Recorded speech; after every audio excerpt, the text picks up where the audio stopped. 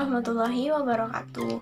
Perkenalkan, nama saya Kania Widestuti dari kelas 63306, nomor induk mahasiswa 63200-334. Nah, di video kali ini saya akan mereview materi tentang struktur modal yang sebelumnya sudah dijelaskan oleh dosen saya yang terhormat Bapak Brian Givan. Oke, kita langsung saja ya. Sebelum ke struktur modal, ada nih sumber dana bagi perusahaan. Yang pertama, sumber dana jangka pendek, itu jangkanya 1 tahun.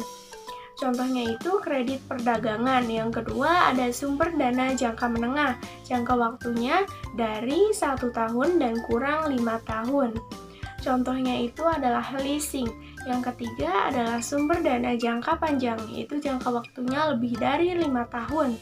Contohnya adalah hipotek dan obligasi. Nah, selanjutnya yaitu struktur modal.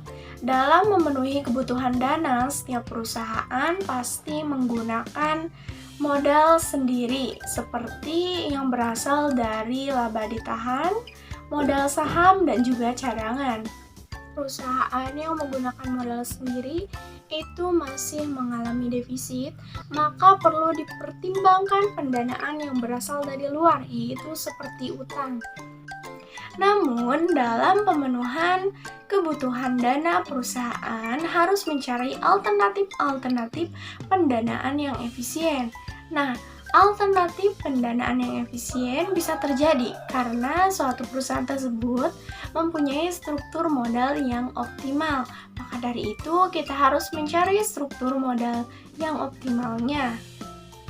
Dalam sebuah teori struktur modal, diasumsikan bahwa perubahan struktur modal berasal dari penerbitan obligasi dan juga pembelian kembali saham biasa.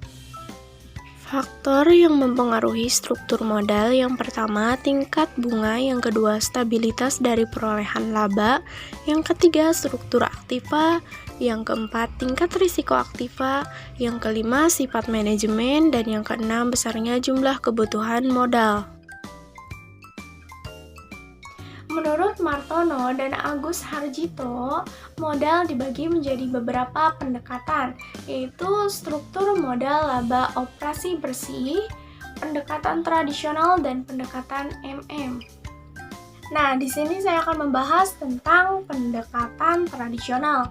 Pendekatan tradisional diasumsikan akan terjadi perubahan struktur modal yang sangat optimal dan juga peningkatan nilai total perusahaan, yaitu dengan penggunaan financial leverage atau hutang dibagi modal sendiri. Dengan menggunakan pendekatan tradisional, itu dapat diperoleh struktur modal yang optimal, yaitu struktur modal yang memberikan biaya modal keseluruhan terendah dan memberikan harga saham yang tertinggi. Nah, kita lanjut aja ya ke contohnya. PT Gipan Abadi pada awal pendiriannya menggunakan modal hutang obligasi sebesar 73.500.000 dengan bunga 7% dan laba operasi bersih sebesar 27 juta per tahun. Keuntungan yang diisyaratkan dari pemilik sebesar 14% per tahun.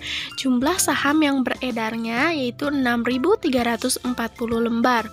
Maka, berapakah nilai perusahaan tersebut?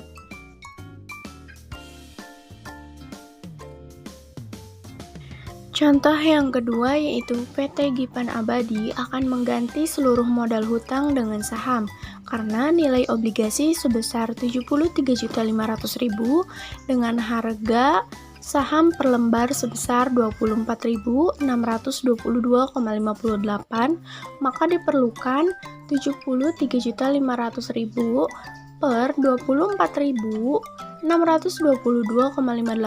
sama dengan 2.985,06 lembar saham. Sekarang, seluruh modal perusahaan merupakan modal sendiri, sehingga tingkat keuntungan yang diisyaratkan oleh investor atau modal sendiri menjadi lebih rendah, dari 14% menjadi 12%. Nah, berapakah nilai perusahaan dan biaya modal setelah adanya perubahan tersebut.